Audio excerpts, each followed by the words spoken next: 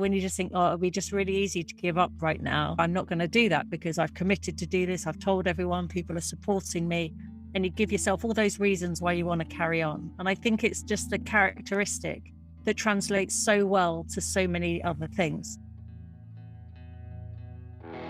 Welcome to the MyCancha podcast, where we interview athletes, adventurers, and entrepreneurs and uncover the challenges, insights, and developments behind their life-changing journeys. I'm Jack Oswald, former pro tennis player and founder of Cancha, and on the show today, how Dee Caffari became the first woman to have sailed single-handed and non-stop around the world in both directions, and now uses her experiences to help turn the tide on plastic in our oceans. Dee, thank you so much for being on the Cancha podcast. Before we get into all of your amazing feats of sailing around the world, I'd really like to just start from the beginning. I read that you grew up in Hertfordshire, and also listening to some of your other interviews and things, I'd heard that you actually came to sailing quite late, but you were really into sports. Can you tell me a bit about what drew you to sports and being active, and what is it about yourself that you find that is akin with sport? Yeah, I didn't really come to sailing in the normal progression that most people would expect. If you're a high achieving athlete, you've generally been living and breathing that sport right from a young age. So, unlike most sailors that grow up in little dinghies and progressing to bigger boats, I was at dance class during school. I then played more and more sports, and I was that person. So, in the summer during athletics, I'd do pentathlon events because I didn't want to miss out. I didn't want to focus on one event and not try the others. And I was just generally up for it and enjoyed challenging myself and competing against the others, pitching my wits against the others. So was willing to try anything. I was naturally better at some sports than others. And this led to me doing a sports science degree where basically, in all honesty, I chose the degree that gave me the highest level of practical level. So in the examinations, I think it was 60-40, and I thought 40% of my course being based on practical abilities got to be good. And that led me to Leeds, and I was at Carnegie, and I had the Dales and the Lake District on my doorstep, and I pretty much spent every other weekend up there. My major was in outdoor activities. So I knew I loved the outdoors. I really enjoyed harnessing the power of nature in whatever aspect. So when you think of it that way, sailing isn't really a surprise, but it did come late. It was a career change after 5 years of being a secondary school teacher that I took the plunge and retrained, and I haven't looked back since. But to go into a new career at 27 back then was a bit unusual. To convince my mother that it was a good thing to do was a difficult conversation. But I've made it work, and I always had teaching to fall back on. I'd qualified as a teacher and I was happy teaching, but I yearned for adventure, and sailing's definitely given me that.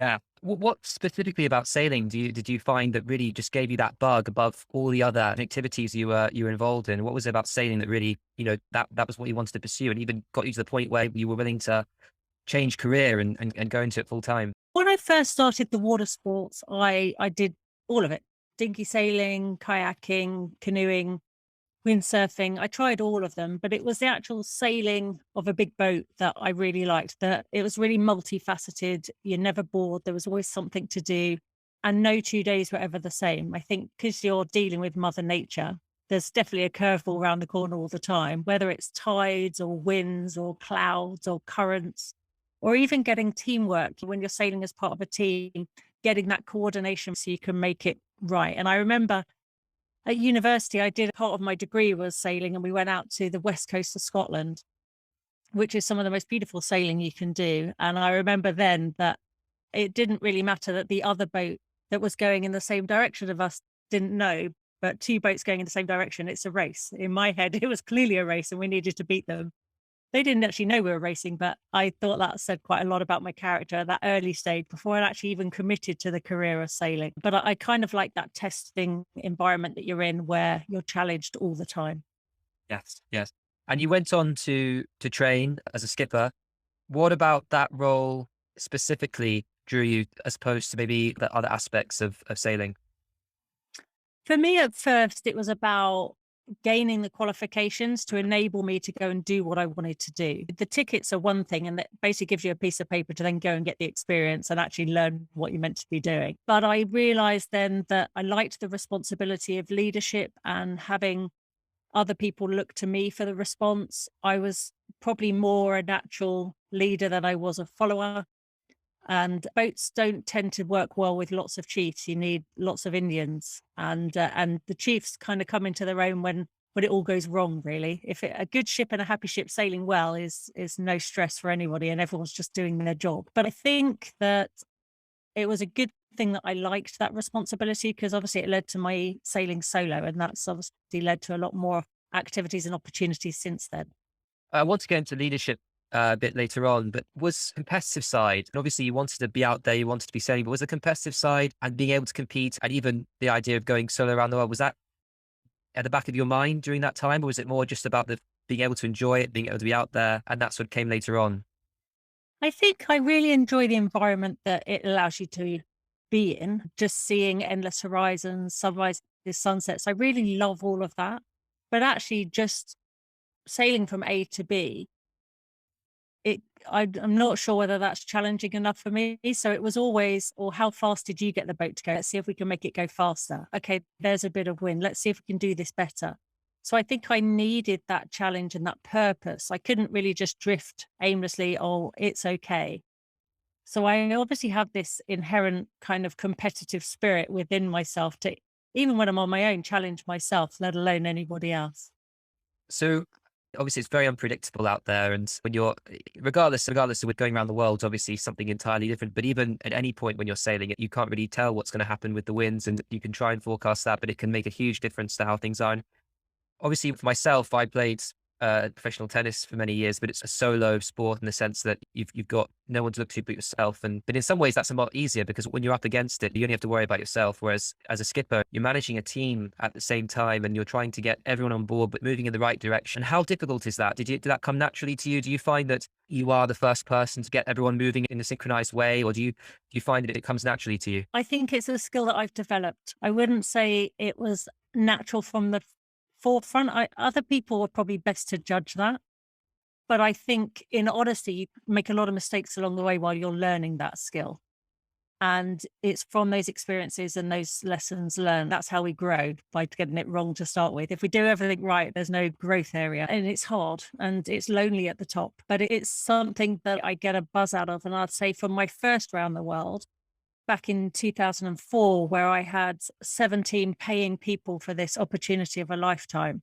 And they were all there for different reasons. And I had to manage all their expectations, all their skill level. And it's a long way going around the world in that environment. But the skills I learned then allowed me to be in my most recent round the world in 2017, where I took professional sailors, but they hadn't sailed around the world before. They were young, like naive about the Southern Ocean and what perils it could bring. But the group of sailors that I felt I nurtured and empowered over that 10 months, there were very different people at the start to the ones that finished the race. And I felt a real buzz from having facilitated that change and that experience for them. And I want to go back to that very first around the world. That was the global challenge. Am I correct? In 2004. So, That's right. Yeah. so obviously you were, I think, the only female skipper on that in that challenge. Can you talk a bit about how you managed to get that role and what you had to go through to get there? Selection was pretty tough. It was Sir Che Blythe's brainchild, and the global challenge. He'd been the first person to do what was regarded as the impossible voyage, sailing solo nonstop around the world, what's considered the wrong way, so against the prevailing winds and currents. He created a format that allowed everybody to have that opportunity just to pay for their place. We had 12 identical boats, 12 professional skippers, but to get to that role as skipper, it was a massive selection process. A lot of people applied. That was whittled down over a course of a number of exercises, and that was physicality, attitude, psychology, and then the final 20 went for a selection for the 12 places and 2 reserves. And that week was all about learning about yourself, learning about empathy, your emotional intelligence, and giving you the skills required to deal with crew and to manage them in hostile environments, but also managing the expectations of the sponsors and servicing the needs of the race and the sponsors and the people paying for it. So it was a real learning curve for all of us. And I was lucky to be selected, but I was in a boys' club. I was the only female. And back then, it was groundbreaking stuff. But 14 years later, my most recent round the world, and I've done 6 now, I was still the only female skipper. So I'd say our sport is changing, but it's evolving very slowly.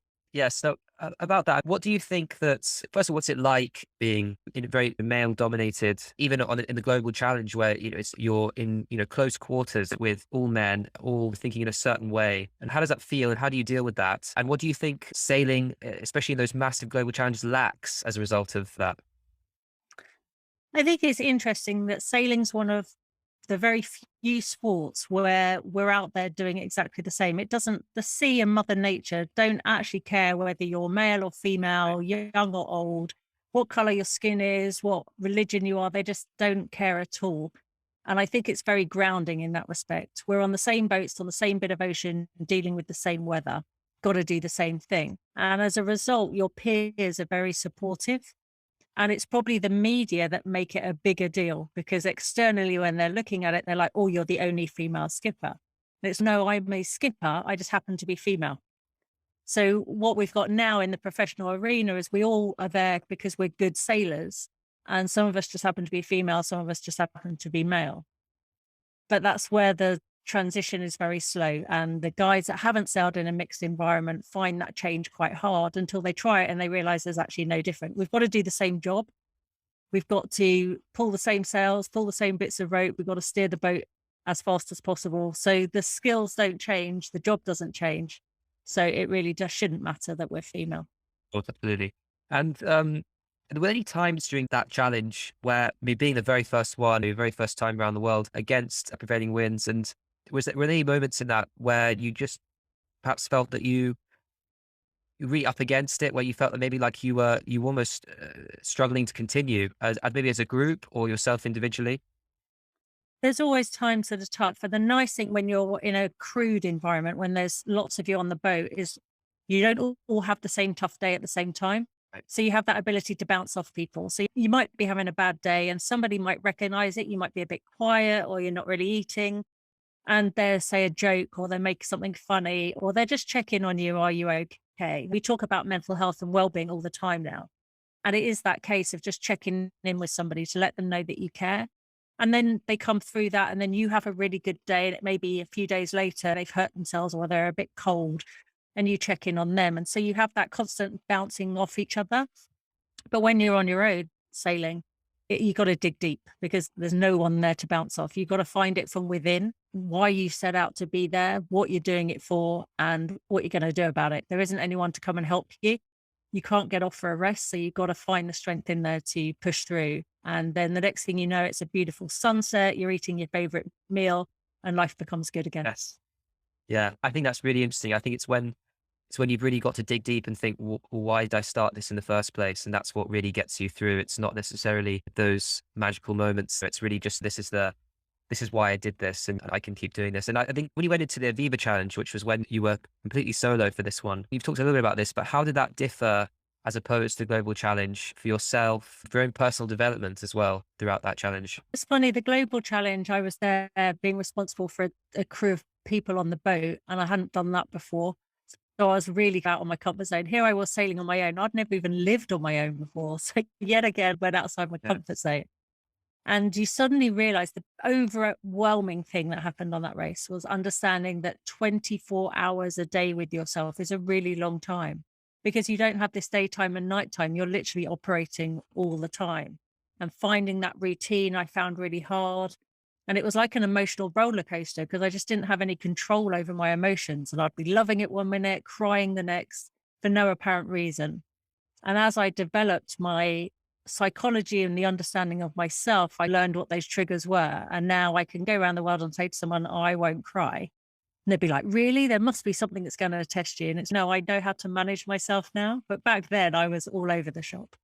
No, I think I can, in some ways, relate to that. It's a very different sport, but through my travels on the circuit, I was many moments alone for hours and hours on end, traveling. And it's those alone moments when you're then dealing with difficulties that it's like a double whammy. But yeah, I think you've made a really good point there. It's really about understanding yourself better, those triggers, and being able to deal with those as they come. You've got to be willing to have those kind of dark conversations with yourself, or understand that actually a decent meal will help you feel better. Maybe you need some sleep, and just understanding your reactions to simple things like sleeping and eating and drinking probably means that this emotional roller coaster in the background can disappear. And now I've learned that I'm a much more level person as a result of that. Yeah, yeah. So, I mean, it went on till, so it started November of 2005 towards the end of the year, and it went on till May. So obviously you've got not just the time period, but changing seasons, and temperatures and all that sorts of things. So what really do you find the toughest part of that? When does it start to get really difficult throughout that circuit? I think you're always trying to anticipate being in the Southern Hemisphere in their summer so that you get Yeah, the best of the Southern Ocean. yeah, So traditionally, you always leave at a similar time of year. So you're always away for Christmas and New Year, which is a time of family and being with right, loved ones. yeah, So when that coincides with your environment, you're in the Southern Ocean. So it's probably the most hostile and remote part of the trip. The weather's a little bit more miserable and it's just that little bit tougher. You're cold, you're tired, you're wet, you're a little bit scared. So those two coming together often find it quite tricky. And then as you come out the other side, you're coming back towards the finish line as everybody's come through the depths of winter. And so actually everyone's really jubilant at the same time. So yeah, it's a really interesting kind of circadian rhythm with everybody of the time of year and where you are, what you're suffering absolutely, from. absolutely.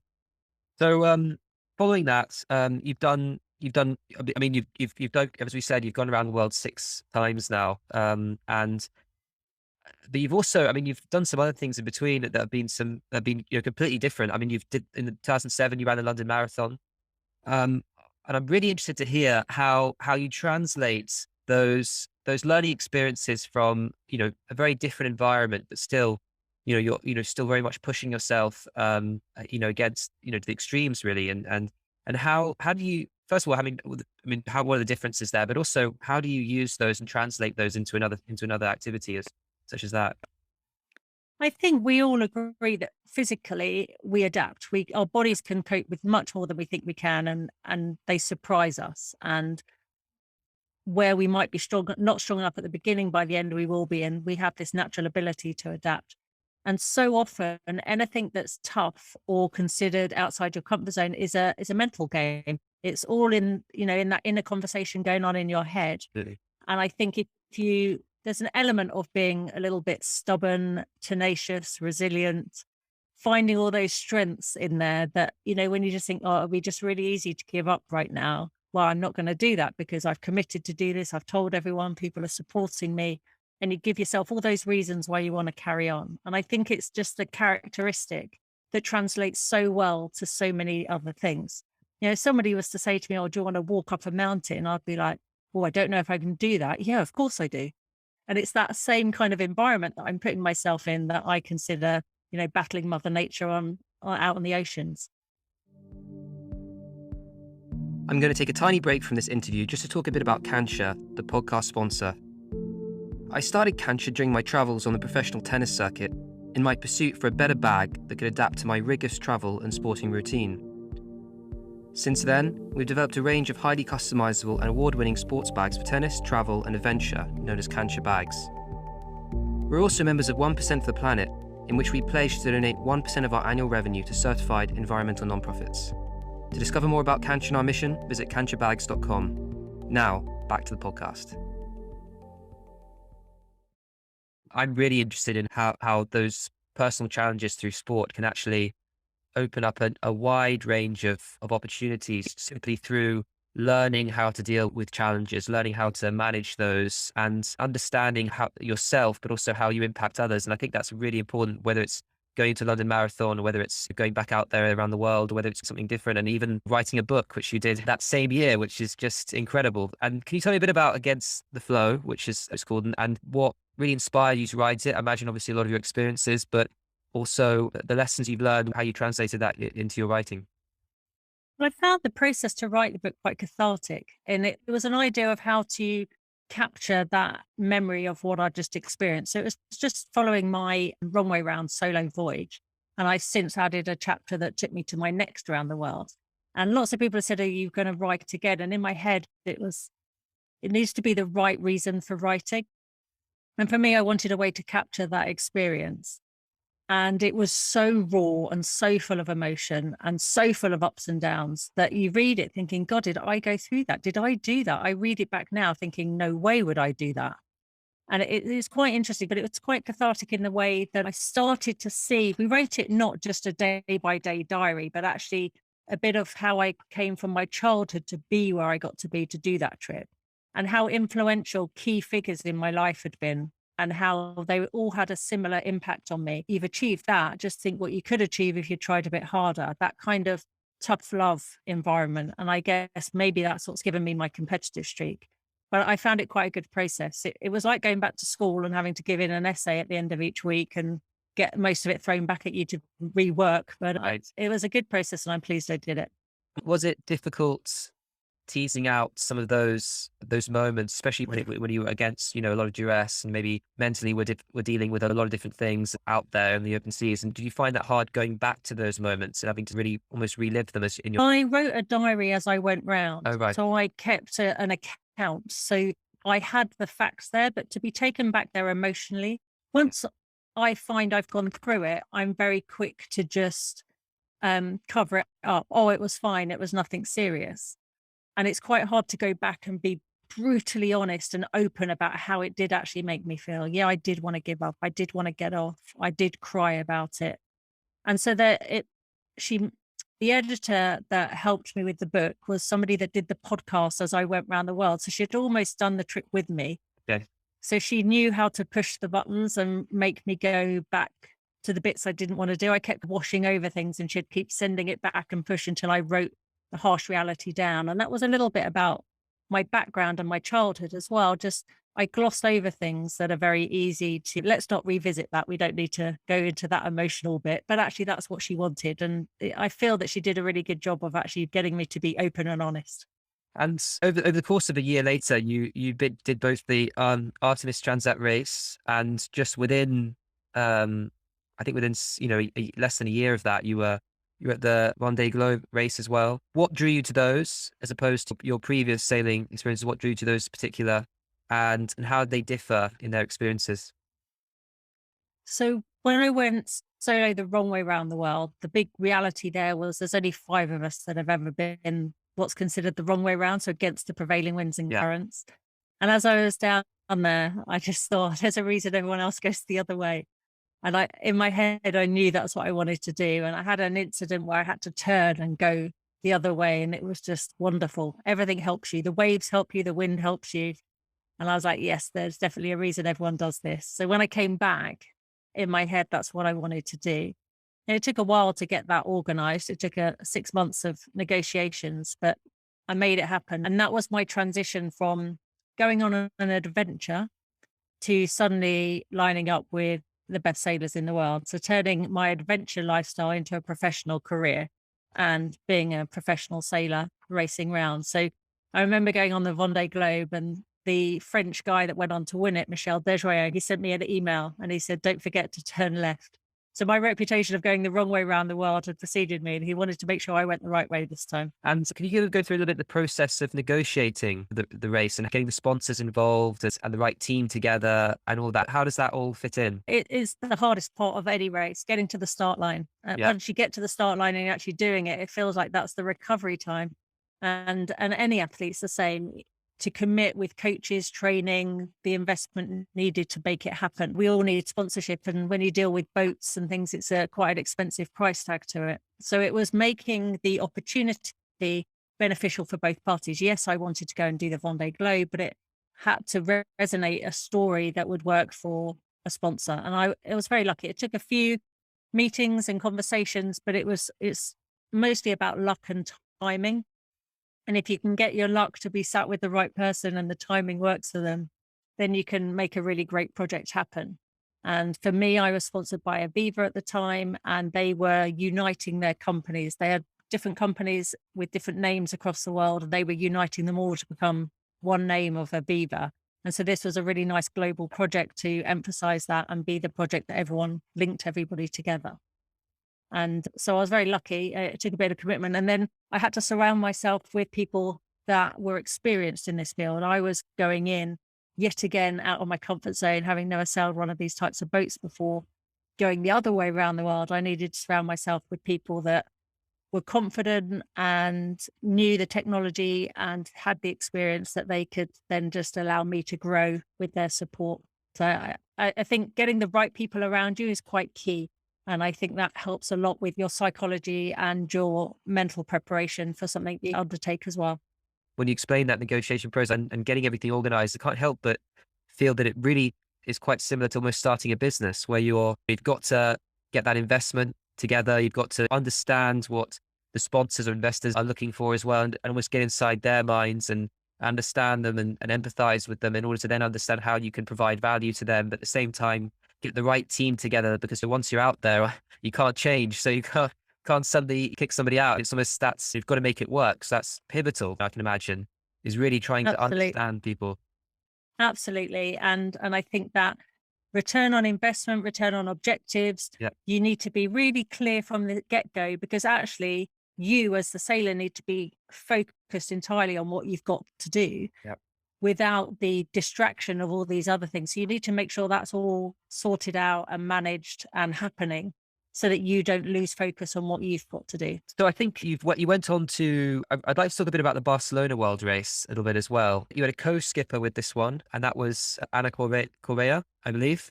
And I'd love to understand, you finished sixth place in that one, and it's an amazing achievement. And you said in terms of that, working with a co-skipper there as opposed to solo races, did that work out quite well between you two? How do you manage that, where maybe decisions start to diverge, or do you find it quite easy to basically to be able to run everything together as opposed to alone?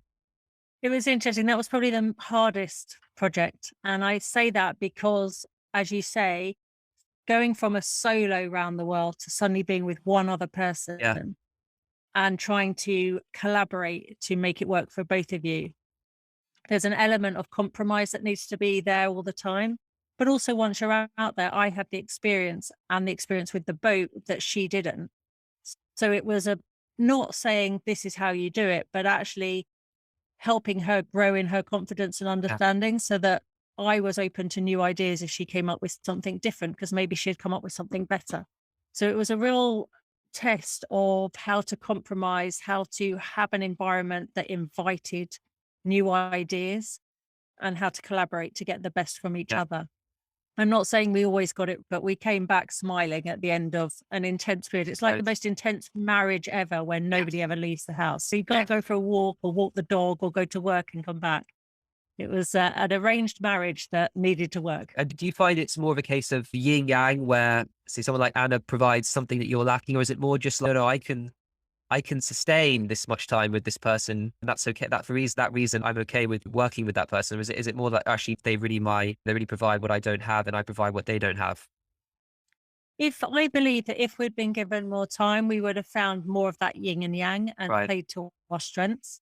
But because our time was really concentrated, I don't believe we had time to explore that enough. So I went very relaxed because I'd just done it on my own. So I knew that I could do it whether Anna was participating or not. So she could like just sit and do nothing and we'd still go around the world, or we could do it together. So I was quite relaxed, and that allowed her to grow over time. And I got quite excited at seeing that happen. Seeing her round Cape Horn for the first time and call her father to say she's rounding Cape Horn, I was like actually quite emotional. It was really nice that I'd helped facilitate that to happen. Right. So I also love to talk about a bit about your other endeavors, both in public speaking, you've been a real advocate for diversity and collaboration in sailing. Can you tell me a bit about why you think that's so important, both in sailing, but also for when you're in your public speaking, giving others the motivation they need and promoting diversity within their sectors as well? I think because of the environment I've put myself in, I've always been in the minority. I've always felt that I've been battling this opportunity for a female to go and do what I've done. And I realized then that as an inspirational role model to the next generation, I should be paving the way to make life a little bit easier for them going forwards. My career spanned a time when in the business world, it's been very apparent as well, where there's been quotas brought into the boardroom and they've talked about breaking the glass ceiling and having opportunities, breaking down that boys' club. So the synergies are quite incredible. And I've learned a lot of lessons, putting myself in an environment where I've made mistakes and had to learn from them, get it right, adjust things. And that's in an environment where my life is in my hands or other people's lives have been in my hands. And it's an environment most people don't get to experience, allows my speaking career to be quite unique. I've been able to tell stories and pass on really nice lessons that have really good, clear synergies with the business world through an environment and a story that people find exciting and unusual. But I think as far as the diversity and inclusion, allowing opportunities, I think maybe that's from my teaching background that I believe I still have that role to help facilitate change for the future and try and make a difference for others. Absolutely. Yeah. I think it definitely is a very powerful tool. I think because I can see very clearly the similarities between the world of business and all the challenges you've gone through and what you've achieved, and being able to compare that and correlate that with different sectors and actually explain how both the challenges you've been through, but also the lessons you've learned in a different context using different analogies is a really good way to hammer that home. But I think you've also really been involved with Turn the Tide on Plastic. Can you say a little bit about how you got involved with that and why it's so important to you? Yeah, I consider myself very lucky to have the ocean as my playground and my office, and I spend a lot of time out there. But over the course of 20 years, I've also seen a lot of changes. And I had the opportunity with my last round the world race to skipper the team that was operating under the UN Clean Seas Initiative, Turn the Tide on Plastic. So we had a really clear sustainability message where the focus regarding climate change was just on single use plastic. So it was a very clear message, very easy for everybody to get on board with, because also every single person interacts with plastic every day. So we can make informed decisions in our everyday actions and make huge changes. So it was a really nice message to give. That team as well, I focused on, I had 80% of my crew were under 30. So had never sailed around the world before. So they were a very young crew. And I carried a 50-50 crew. So 50% were male, 50% female. So 5 and 5. And that hadn't been done before as well. So I was almost ticking all the boxes of all aspects of my career into one project. And what was really nice is the messaging was just perfect. It wasn't like trying to carry a sponsor's brand or give a key message. It was a genuine, heartfelt, passionate plea from my crew that they were like, we're seeing this problem. We can need to change. It's our children that are going to suffer. And it was just a real genuine communication and it just worked so well. And it's probably the project I'm most proud of. And I think that's because I facilitated this group of exciting young sailors through that next step of their career, saw them grow in confidence and change in the 10 months. And we had a really clear message that timing wise is just very topical and I think is pretty fundamental to most businesses and people now in everyday life. Absolutely. I think it's must be so rewarding, not just to see change being affected, but just also in seeing that among other people, among a younger audience who's starting to really learn early the effects of change they can have and be part of a mission so early is just fantastic. To see that and be part of that is amazing. What do you what do you think are some of the most important things that you've from those experiences on the seas that you've learned that you're able to now translate into some of the missions you're already involved with and all of your other endeavors? But what do you think are those key sort of characteristics you've maybe taken on over time? I think the main one regarding diversity and inclusion is actually proving that gender doesn't define us. It's our ability to do something well is what should define our role within a company or within our space. And then the other thing for me is I've had a front row seat of the audience of seeing firsthand the ocean health decline over the last 20 years. So I can talk about it from a very different viewpoint to most people talk about a science, research, or an opinion. Whereas I've been there and seen it in the middle of the oceans and now have got scientific data as evidence to support it. And I think that puts you in a very powerful position to try and help facilitate change. And I think when you talk about it, people are like, oh, yeah, no, that's genuine. It's not just, I think we should all do this because we should all be much greener. There's a lot of greenwashing out there and we need to be really careful. So when you speak from an authentic, genuine perspective, I think you can get people's attention. And I realize that's a responsibility I should have now. Yeah. So do you find that that real personal experience with being out there and seeing it really not just breaks the ice, but also tends to those that may be a little bit dismissive, perhaps of climate change, and especially in a business context where perhaps they're very much certain companies or certain divisions within companies are a bit profit incentivized, maybe not thinking about elsewhere. Do you find that really is the best way to that sort of being able to translate those personal experiences and over to them, and so they can really understand what's happening? Do you find that the most powerful way of really trying to affect change within their own organizations? Absolutely. I think that is genuine passion is so powerful, especially when people, as you say, are looking at a bottom line. But when you explain that the average audience or their customer is a conscientious consumer now, they're not fooled by anything. They know what's out there. They understand what's out there. And this is what they're listening to. Yes. They realize they've got to change to accommodate this. And I think we're just at this cusp in time now. It's like a real evolution where change isn't just a buzzword anymore. It's actually happening. And we're starting to see that. And we know change takes time and people are reluctant and want to fight against it. Those that embrace it now are going to benefit quicker than everyone else. Absolutely. Yeah. And I think especially when you're able to, with these challenges, when you've got other people on board who are of a younger age group, being able to really instill that and you can experience that in real time. They can see what's happening. They're out there on the seas. They can see plastic and all those microplastics out there, and they can probably really experience that full time. It must have a really powerful effect on them. Definitely. And a lot of those guys now, a lot of my crew are now young parents. So that next generation Yeah. are going to get the right lessons and have the right messaging and will develop in very different ways. In fairness, it's probably my generation that's caused the most problems. So I feel a certain level of responsibility that I need to facilitate change as best I can so that it's much better for the future generations. Mm. Can you tell us a little bit about what your next steps are? Where maybe your next challenge, your next with anything with Turn the Tide on plastic? What are you looking forward to in the future? I work with a couple of organizations following on from Turn the Tide on Plastic on helping them become more sustainable. So I work with the RNLI, where that's a massive organization in the UK, reaching the whole population really, and how to facilitate their operations to be much cleaner and greener. It takes time. And also working with other companies now where the focus is on ocean health and who's doing right by ocean health. So let's look at the companies that are doing the right thing, that are growing in the marketplace because they're doing great things for the future that most people haven't even heard of yet.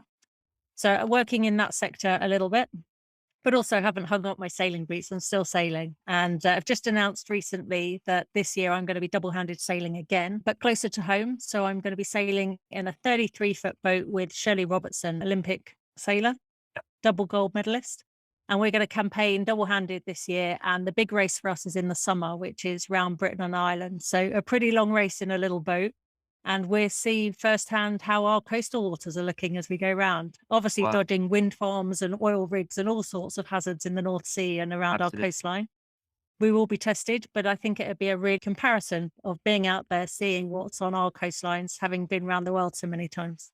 Absolutely. Wow. And that's really interesting. And to finish, I'd love to know whether it's younger sailors who are looking to go out there and to get into sailing, but also just people in general who are looking to really pursue their passion, maybe career change or maybe younger than that in university, not quite sure how they're going to go about doing what to do. Where would you suggest they start, and what's worked for you in terms of understanding how to follow your passion? I often still go back into schools and I talk from a very different perspective now, because I say to the children, I was your teacher sat at the end of the row.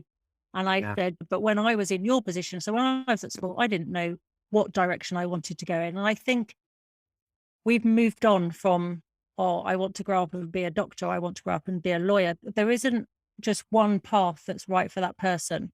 And what you do is you acquire skills along the way. And many of those skills you can transition into many fields. So don't try to narrow your focus too early. Be open minded, and opportunities arise all the time. And I would say the key big decisions you have to make is deciding which opportunities to grab and which ones to let pass you by. Yeah, I completely agree. Completely agree. I think it's very much the case. I think we're living in a very exciting time where people aren't tied into the same job or working for the same company or doing the same thing for 30, 40 years more, 50 years more. And I'm really a big advocate of that. I played professional tennis and I was playing tennis from the age of 5 for about 20, 21 years. And through that was through my travels on tour was really got into starting my own company, Cancha, because I wanted to start a company that was involved with helping athletes to pursue their passions, provide designing and developing tools that help them do that. And I love every minute of what I'm doing now, just as I was before. And I think if I'd been closed-minded into thinking post professional tennis, I had to become a tennis coach or whatever, then maybe I wouldn't have, had these opportunities. So I think you're right. It's so important especially for kids to understand that what they want to do now is, or what they're interested in looking at doing now is not something that it's set in stone for the rest of their life. And I think that's a really important lesson. Absolutely. And do what makes you happy. Yeah, Life's too short. So yeah, do what you enjoy and makes you happy. absolutely. I think we'll finish there on that note. And thank you so much, Dee. It's been eye-opening, and learning about your different challenges around the world and all of the you're involved with now. It's been really interesting and lots of value added for our listeners. So thank you so much. Absolute pleasure. I've really enjoyed chatting with you today, Jack. Thanks very much for having me. Thank you.